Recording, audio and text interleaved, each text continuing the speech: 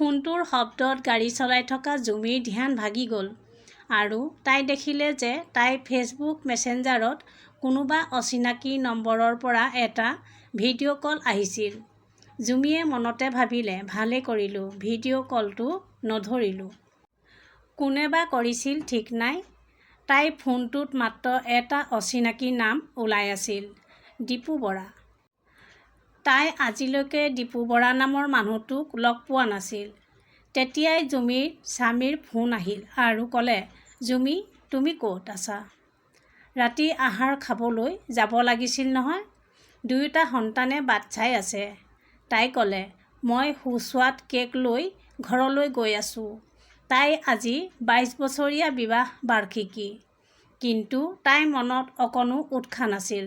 জুমিৰ স্বামী বিপুলে চৰকাৰী চাকৰিৰ বাবে আন এখন চহৰত থাকিব লগা হৈছিল। সি 2-3 মাহৰ মূৰে মূৰে 2-3 দিনৰ বাবে জুমি আৰু সন্তানকেইটাক লগ কৰিবলৈ আহে। আগতে ইটোৱে সিটোক এৰি বহুত কষ্টত আছিল।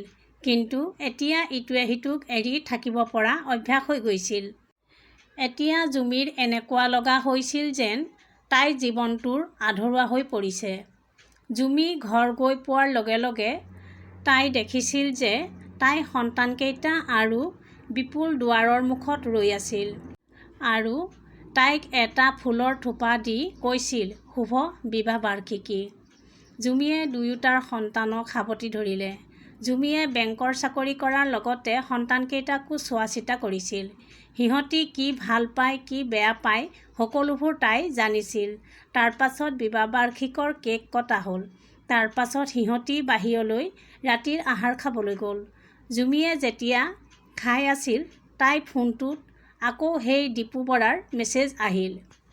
তাই ভাবিলে, ঘৰলৈ গৈ চাব কোন, যিয়ে ইমান মেছেজ কৰি আছে। খাই বৈ সকলো ঘৰলৈ গুচি আহিলে আৰু সকলোৰে ভাগৰ লাগিলত নিজৰ নিজৰ ৰুমলৈ শুবলৈ গুচি গ'ল। স্বামীৰ লগত তাই আজি বহুত কথা পাতিলে। কিন্তু তাৰ পাছতো তাইৰ টোপনি অহা নাছিল। বিপুল শুই থাকিল আৰু তাই নিজৰ ফোনটো লৈ দেখিলে যে আকৌ সেই দীপু বৰাৰ মেছেজ আহি আছে।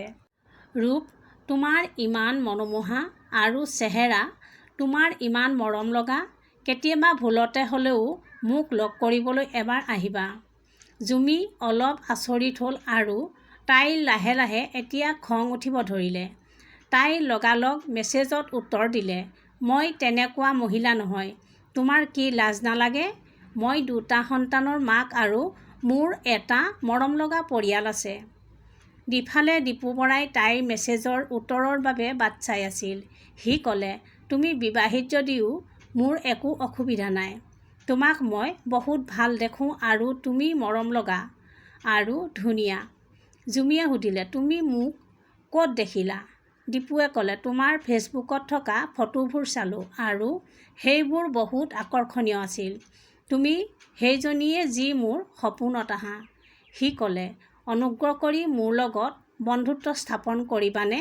মই গোলাঘাট বেংকত চাকৰি কৰোঁ। সি জুমিক নিজৰ ফটো পঠিয়ালে। সি বহুত মৰমলগা আৰু আকৰ্ষণীয় আছিল। তাৰ বয়স 25 নতুবা 27 বছৰমান আছিল।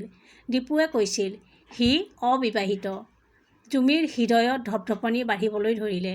কাৰণ জুমিৰ বয়স দীপুতকৈ বহুত বেছি আছিল। জুমিয়ে সুধিলে, তুমি মোৰ কি গুণ ভাল পোৱা? তেতিয়া সি ক'লে যে তুমি বহুত মৰমীয়াল। মাত্ৰ এবাৰ তোমাৰ মাতটো শুনিব বিচাৰোঁ আৰু লগতে লগ কৰিব বিচাৰোঁ। সি বাৰে বাৰে কৈ থকাৰ বাবে জুমিয়ে তাৰ লগত বন্ধুত্ব স্থাপন কৰিব লগা হ'ল। তাৰ পাছত জুমিয়ে ঘড়ীটো চাই দেখিলে যে ৰাতি 2টা বাজিলে। তাই হ'ব এতিয়া বুলি মেছেজ দি শুই থাকিল। জুমি ৰাতিপুৱা শুই উঠোঁতে দেৰি হ'ল। স্বামীও আকৌ যাব লাগে। সন্তানকেইটাৰ বাবে আহাৰ প্ৰস্তুত কৰি স্বামীক বিদায় দি কাম কৰা মানুহজনীক কামবোৰ বুজাই তাই অফিচলৈ গুচি গ'ল। অফিচলৈ গৈ পাই তাই মোবাইলটো চাই দেখিলে যে দীপু বৰাৰ মেছেজ আহি আছে। হেল্ল', তুমি কেনে আছা আৰু কি কৰি আছা?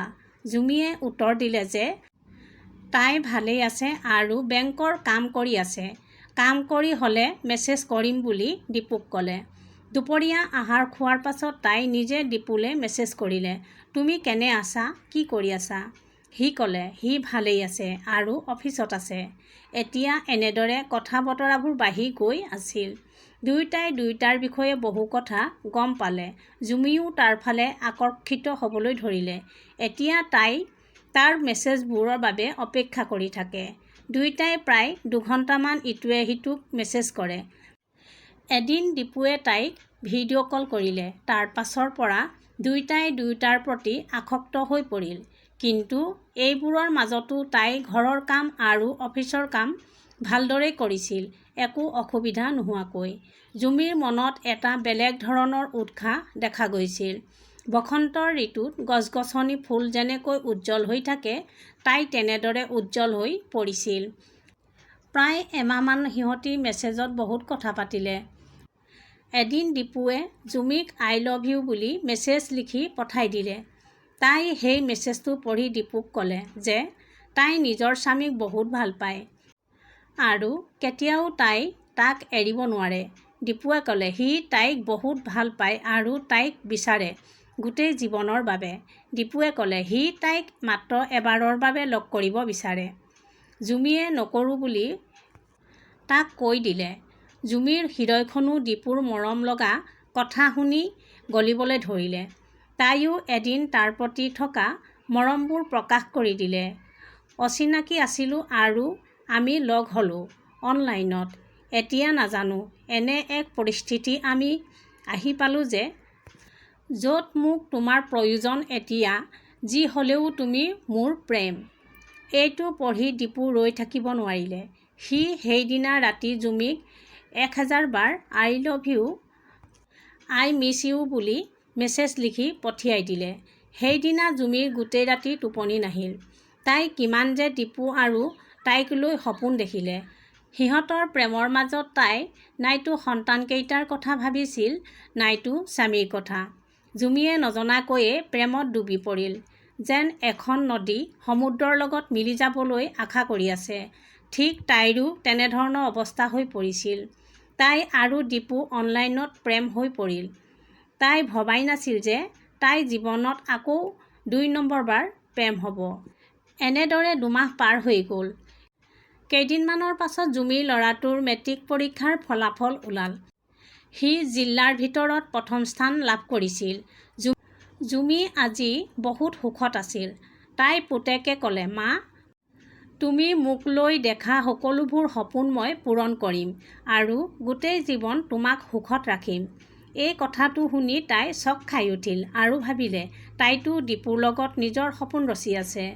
তাইতো নিজৰ ল'ৰা-ছোৱালীৰ কথা ভবাই নাছিল আৰু তাই এনেকুৱা লাগিছিল যে তাই বহুত বেয়া কাম কৰি আছে। দীপুৰ লগত তাই অনলাইনত প্ৰেমৰ সম্পৰ্ক ৰখাটো ভাল কথা নহয়।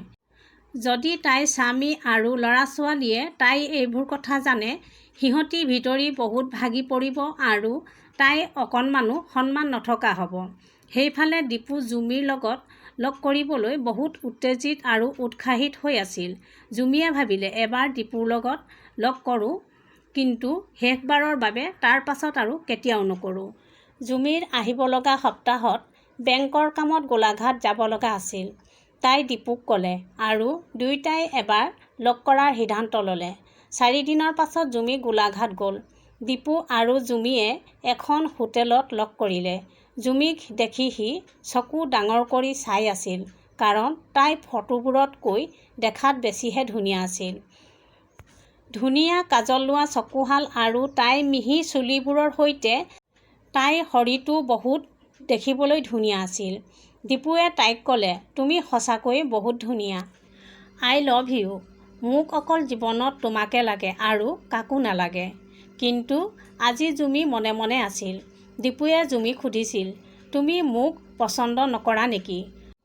জুমিৰ চকুত মৰম ভৰি আছিল, কিন্তু তাই তাক এইবোৰ দেখাব খোজা নাছিল। সকলোবোৰ স্পষ্টকৈ তাইৰ চকুত দেখা পোৱা গৈছিল। জুমিৰ চকুৱে দি চকুপানী বাগৰি আহিল আৰু তাই ক'লে মই তোমাক বহুত পচন্দ কৰোঁ। তোমাক মোৰ বহুত ভাল লাগে আৰু তোমাৰ কথাবোৰ মোৰ বহুত ভাল লাগে। তোমাক মই মোৰ অন্তৰৰ পৰা বিচাৰোঁ। কিন্তু কালি মোৰ চিন্তা হ'ল যে মই যদি তোমাক ভাল পাওঁ, মোৰ পৰিয়ালে মোক ঘৃণা কৰিব আৰু মোৰ স্বামীয়ে ভাবিব যে মোৰ মৰমৰ কি কম হৈ গৈছিল যে তাই এইটো কৰিব লগা হ'ল। সেইকাৰণে এতিয়া আজি মই তোমাক শেষবাৰৰ বাবে লগ কৰিছোঁ। আজিৰ পৰা আমি আৰু লগ নকৰোঁ আৰু তোমাৰ লগত কথাও নাপাতোঁ। তুমি মোক পাহৰি যোৱা। দীপুৱে জুমিৰ হাতত ধৰি ক'লে, তুমি মোক পাহৰিব পাৰিবা জানো? জুমিয়ে হাতখন এৰুৱাই আনি ক'লে, নাই, কেতিয়াও নোৱাৰোঁ। তুমিতো তোমাৰ বয়সৰ 10জনীমান ছোৱালী পাই যাবা। কিন্তু মোৰ লগত সম্পৰ্ক স্থাপন কৰিলে তুমি সকলোৱে তুষ্টা সহ্য কৰিব লাগিব আৰু তোমাৰ পৰিয়ালৰ মানুহেও মোক কেতিয়াও স্বীকাৰ নকৰে।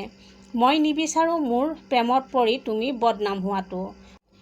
এই সমাজখনে প্ৰেম সমবয়সীয়াৰ মাজত হ'লেহে স্বীকাৰ কৰে। তোমাৰ আৰু মোৰ মাজত একো মিল নাই। মই তোমাক বহুত ভাল পাওঁ, কিন্তু মই প্ৰেম আৰু বাৰ্তাই ৰাখিব নোৱাৰোঁ। মোক ক্ষমা কৰি দিবা দীপু। যোৱা ইয়াৰ পৰা। তুমি মোক এটা ৰাতি দেখা সপোন বুলি ভাবি দিনত পাহৰি যোৱা। দীপুৱে ক'লে, মই তোমাক বহুত ভাল পাওঁ, কেনেকৈ পাহৰি যাওঁ? দীপুক জুমিয়ে ঘৰ, পৰিয়াল আৰু সমাজৰ বিষয়ে বহুত বুজালে। আৰু তাৰ পাছত সি তাইৰ জিদৰ আগত হাৰ মানিব লগা হ'ল। সি উঠিলে আৰু গুচি গ'ল। জুমিয়ে সি যোৱা চাই থাকিল। তাই নিজকে কৈ আছিল, আজি তাইৰ অনলাইন প্ৰেম অফলাইনত হৈ পৰিছিল। তাই মনত ভাবি আছিল, I love you Dipu, I miss U. Dipu, মই তোমাক কেতিয়াও পাহৰিব নোৱাৰোঁ। আজি তুমি মোৰ জীৱনৰ পৰা গুচি গ'লা, কিন্তু এটা অনলাইনৰ প্ৰেমৰ হিচাপ